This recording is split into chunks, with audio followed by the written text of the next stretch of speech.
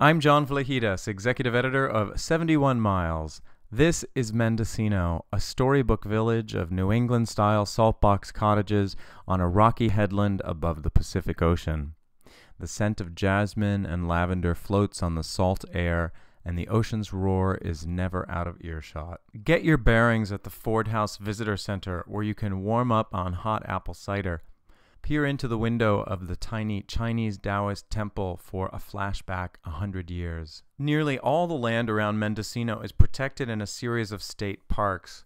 At Big River, you can kayak or canoe with the tide up the longest tidal estuary in Northern California and spot tons of wildlife along the way. Van Dam State Park has a way cool pygmy forest and kayaking to awesome sea caves offshore. At Jug Handle State Reserve, walk on a boardwalk through the woods and travel back 10,000 years in geologic time for every 100 feet you descend.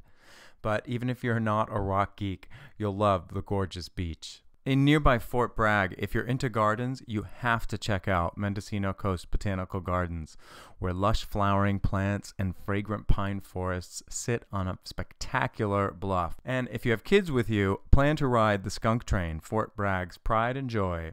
If you want to get way off the beaten path, trek 25 miles north of Mendocino to the beginning of the Lost Coast, where you can wander among herds of roaming elk and disappear off the grid. Mendocino is famous for its inns. My favorite is the Stanford Inn with its beautiful hilltop gardens, and every room has a wood-burning fireplace. At Alegria, you can walk out the back door and straight down to the beach. John Doherty House is the sexiest of the Victorian inns with up-to-the-minute design details. But for something totally different, book a stay at the Point Cabrillo Lighthouse, where you can sleep in the old lightkeeper's quarters and stroll outside at night into the fog with the lighthouse's beams sweeping overhead. Very cool. For full details on all these places and many others, scroll down the page to read my write-ups, and if you have anything to add, you can post a comment for me at the bottom of the page. I'm John Vlahidas. I'll see you on the road.